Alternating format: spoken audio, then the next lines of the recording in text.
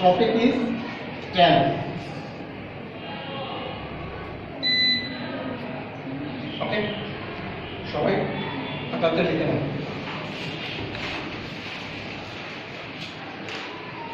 Now tense, if we try to define tense, যদি আমরা tense কে সংজ্ঞা দেওয়ার চেষ্টা করি, what is tense যদি আমরা বোঝার চেষ্টা করি, তাহলে tense কে আমরা রিলেট করতে হবে পার্ট অফ স্পিচ ভার্বের সাথে। ভার্ব পার্ট অফ স্পিচ ভার্বের সাথে রিলেটেড একটা নিয়ম হলো টেন্স। এবার সেখান থেকে আমরা প্রথম জানতে হবে হোয়াট ইজ ভার্ব। ভার্ব হলো এমন একটা পার্ট অফ স্পিচ যে অ্যাকশন ডিনোট করে। Okay, so verb is action.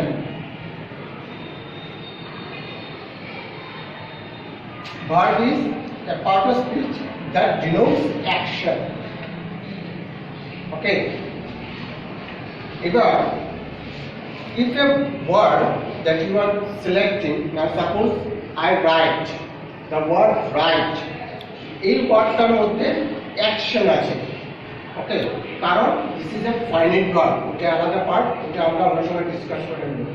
Now verb has action, and action needs to be performed within time. Action plus time. ঠিক আছে, ভার্বের মধ্যে অ্যাকশন থাকে, আর অ্যাকশনকে পারফর্ম করতে হলে সময়ের নলেজ থাকা দরকার। আমি ভাত খাবো, কখন খাবো, অথবা আমি ভাত খাই, কখন খাই, তাহলে সময়ের প্রশ্ন আসছে। সো সময় ছাড়া কাজ করে না, সময়ের নলেজ থাকতে হবে। যদি অ্যাকশন এবং সময় দুটাকে আমরা একসাথে মিলিয়ে দিই, তাহলে যে বিষয়টা উঠে আসে তারই নাম হলো টেন্স।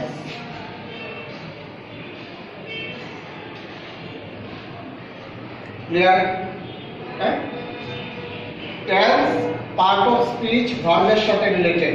আমরা জানি in the general grammar এক ধরনের পার্ট অফ স্পিচ নেওয়া হয়। কি কি বলো সবাই? কি কি?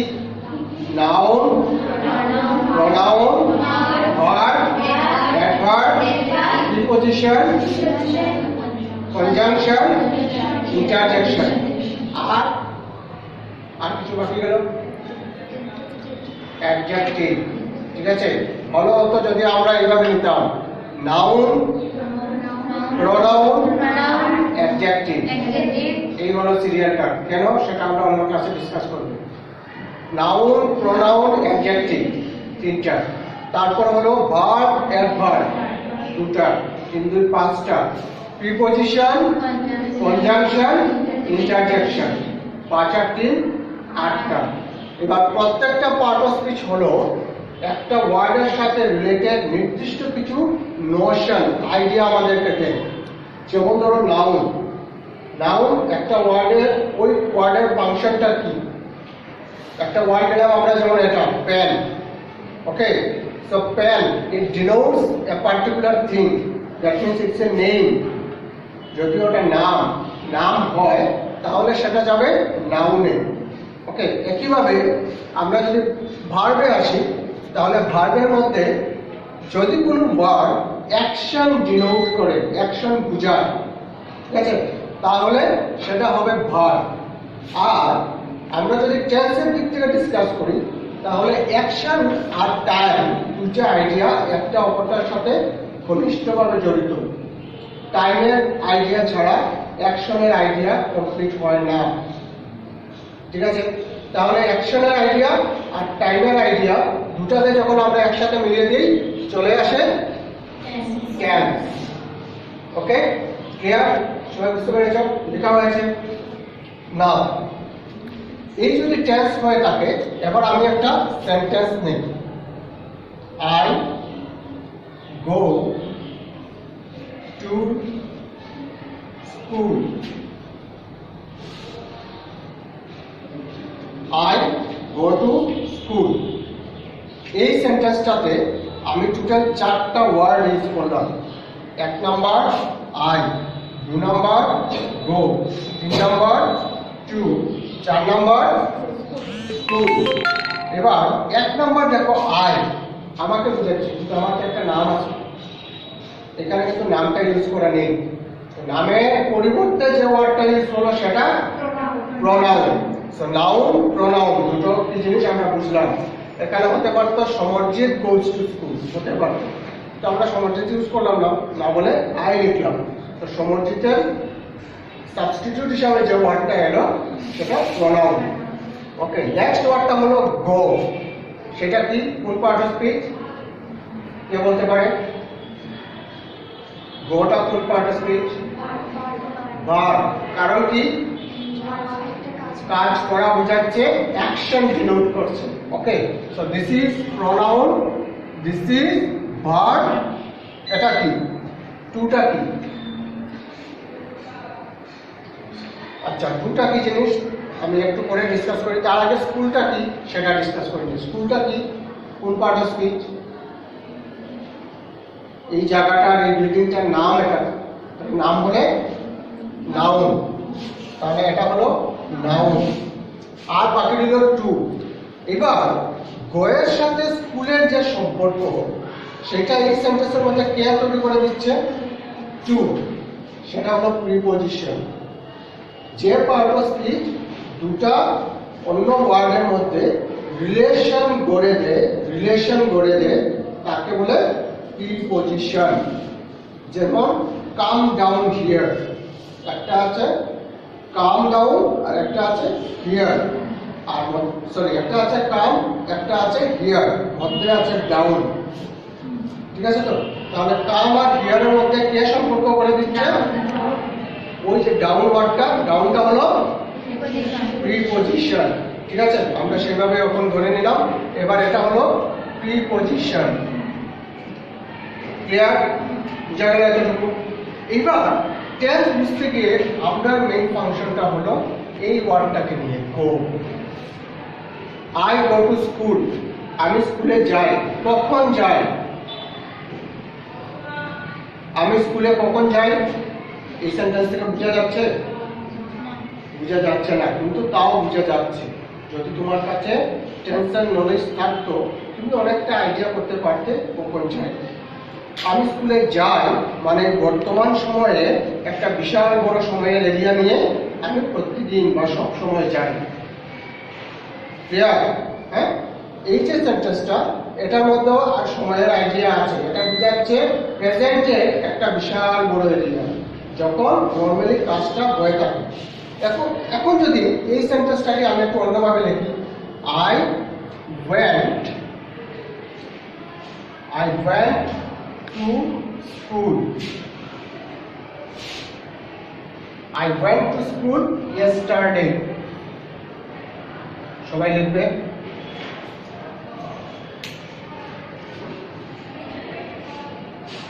I went to school yesterday. আমি গতকালকে স্কুলে গিয়েছিলাম।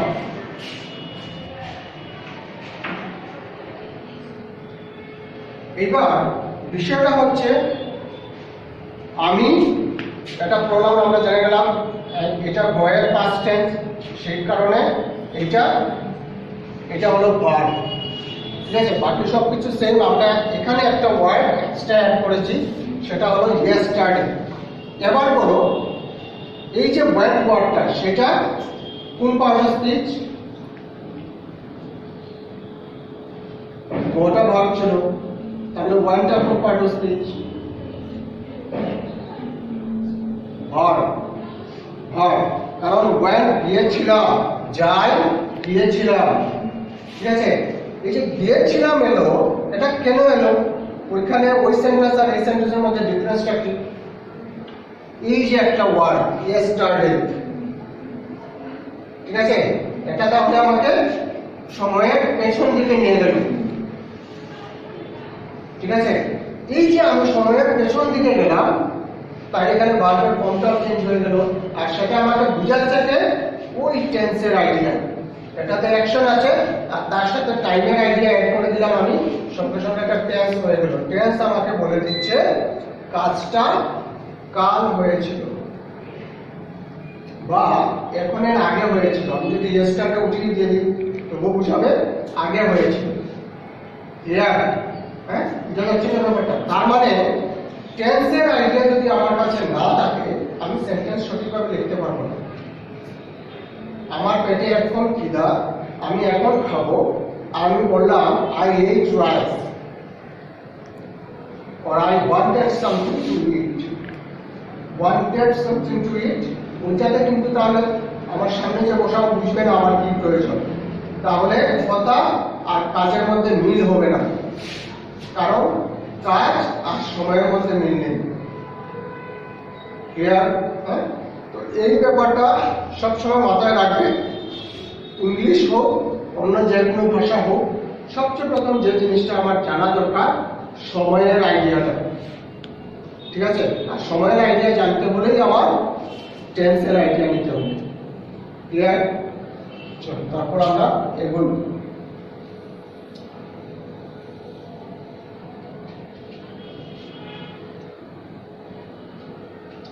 এখন আমি শুরু করি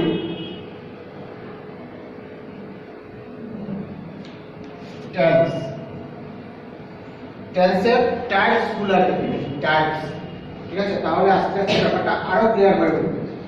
টেন্স সময়কে নরমালি আমরা তিন ভাগে ভাগ করি। একটা সময় যেটা আমার পিছে চলে গেছে, একটা সময় যেটা আমি এখন উপভোগ করছি, আর একটা সময় যেটা আমার সামনে আসবে। ঠিক আছে? এইভাবে ডিপেন্ড করে সময়কে আসলে কোনোভাবেই ভাগ করা যায় না। সময় একটা নদীর স্রোতের মতো ধরা, তাকে ভাগ করা অসম্ভব ব্যাপার। ঠিক আছে? সেটা যখন টেন্সর নলেজটা আরো বুঝবে, তুমি বুঝতে পারবে যে পাঁচটা উপকরণ প্রেজেন্টে চলে আসে, আবার প্রেজেন্টটাকে আমি পাঁচটা নিয়ে যেতে পারি। এটা অনেক কমপ্লেক্স আইডিয়া। নদীর ধারার মতো, যার লেয়ার কোথায় আছে বোঝা যায় না। আমি যখন নদীর ধারার লেয়ার আলাদা করার জন্য যদি একটি পাত্র দিয়ে নদী থেকে জল তুলে নিই, আমি একটা লেয়ার করলাম, তো তাই বলে কি নদীর ওই জায়গাটা কি ডাউন হয়ে যাবে? নদী যাবে আবার লেভেল হয়ে গেছে, চলছে চলছে চলছে। তার কোথায় কোন লেয়ার আছে, কোন জলের বিন্দু কোথায় দৌড়াচ্ছে, বোঝার আইডিয়া করা যায় না। সেটাই হলো টেন্সের ক্ষেত্র, সময়ের ক্ষেত্র একই ধরনের ব্যাপার। ঠিক আছে? যাই হোক, আমরা বিষয়টাকে একটু সিম্পলিফাই করে বোঝার চেষ্টা করি। সেখানে আমি টেন্সকে সবচেয়ে প্রথম আমার কাছে আছে প্রেজেন্ট টেন্স।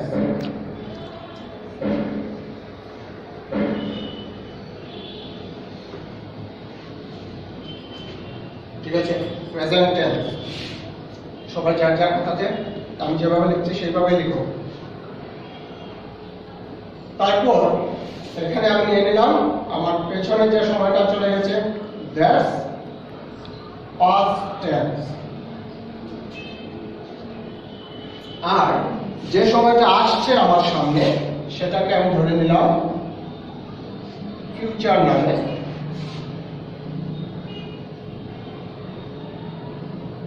তো আমি সেখানে বলতে পারি ফিউচার টেন্স। টেন্সকে বেসিক্যালি এই তিনটা ভাগে ভাগ করা যায়, যদিও অনেক গ্রামারে টেন্সের সেই আইডিয়াটাকে আরো কমপ্লেক্স ভাবে বিচার করা হয়। অনেকে ফিউচারটাকে টেন্স হিসাবে ধরতেই রাজি নন। ঠিক আছে? অনেক গ্রামার আছে যেখানে তুমি ফিউচারকে টেন্স হিসাবে পাবে না। যাই হোক, আমরা ওইসব বিষয়ে পড়ে যাব। We now discuss this things in a simplified manner. খুব সহজভাবে কিভাবে বোঝা যায় সেটাই আমরা চেষ্টা করছি। তো টেন্স আমি ধরে নিলাম প্রেজেন্ট, পাস্ট, ফিউচার। এবার আমরা সেই বিষয়টাকে একটা গল্পের আকারে বোঝার চেষ্টা করি। ওকে? টেন্সকে ধরে নিলাম একটা পরিবারের কর্তা হিসাবে। ঠিক আছে? যেমন ধরে নাও তোমার বাড়িতে তোমার দাদু আছে। ঠিক আছে? তো সেই দাদু, ধরে নাও দাদু। ঠিক আছে?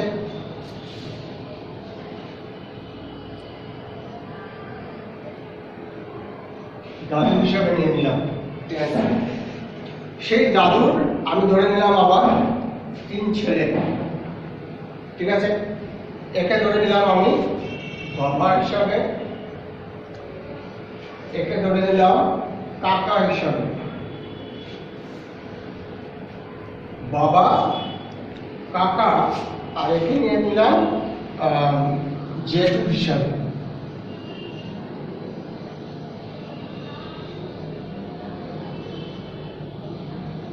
জেঠু,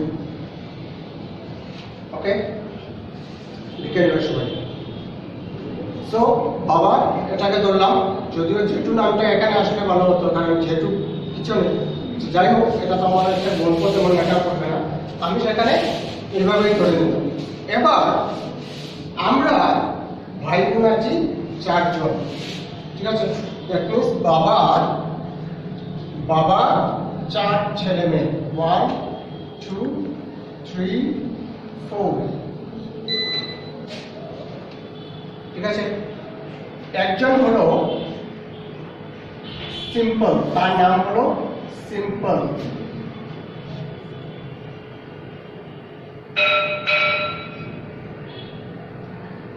ওকে। 2 নম্বর জনের নাম হলো কন্টিনিউয়াস,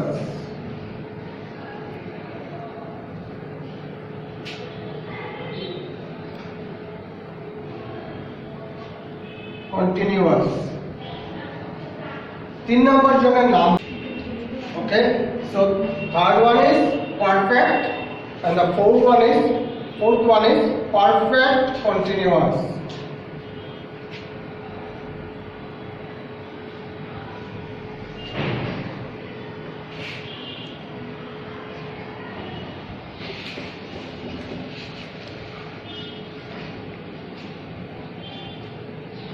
ক্লিয়ার? আবার মানে আমরা 4 ভাই বোন, তো 4 ভাই বোন এইভাবে সিম্পল, কন্টিনিউয়াস, পারফেক্ট কন্টিনিউয়াস। এবার একইভাবে আমরা এখান থেকে এই 4 জনের বাবার যেভাবে 4 ছেলে মেয়ে, কাকারও 4 ছেলে মেয়ে,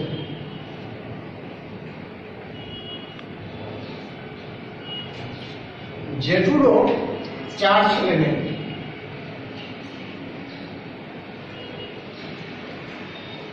ঠিক আছে।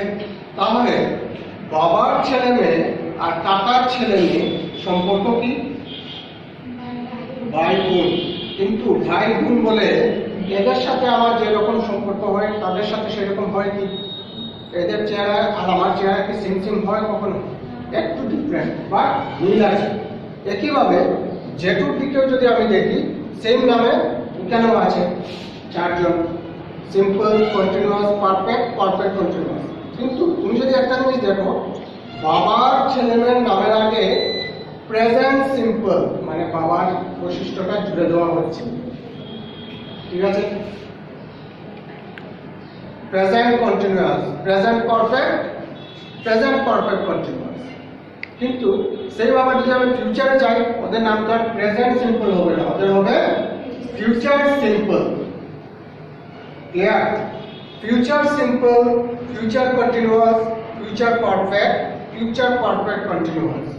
পাস্টের ক্ষেত্রে past simple, past continuous, past perfect continuous. Clear? এইবার এই যে সবাই আলাদা আলাদা ব্যক্তিত্ব, সবার যে আলাদা আলাদা নাম, তার কারণ কি? ওই যে বাবার বৈশিষ্ট্যগুলো পেল ছেলে মেয়ে, ঠিক আছে। আমার বৈশিষ্ট্য, আমার যেসব, যেমন আমার চলাফেরা, আমার কথা বলার ধরন, সেগুলো তুমি পাবে আমার বাবার সাথে নিয়ে, ঠিক আছে। আবার আমার যে কাকাতো ভাই আর তোমার যে কাকাতো ভাই বোন দেখতে অনেকটা তোমার মতো, বাট তাও যেন একটা ডিফারেন্স আছে, ঠিক আছে। ফিউচারের ক্ষেত্রেও সেম। আমার যে জেঠুর ভাই বোন, জেঠুর যে আমার জেঠাতো ভাই বোন, ওর যদি আমি দেখি দেখতে অনেকটা আমার মতো, কিন্তু চলন ধরনটা যেন একটু আলাদা। কারণ কি? জেঠুর বৈশিষ্ট্য নিয়ে নেমেছিল। আর আমরা সবাই দেখলে কোন ফ্যামিলি? সবাই যদি উপরের দিকে যায়, দাদুর ফ্যামিলি। বুঝা গেল তো? আর এই যে ব্যাপারটা, এটাই প্রত্যেকের মধ্যে কি করে এই সম্পর্কগুলো আসে এবং কি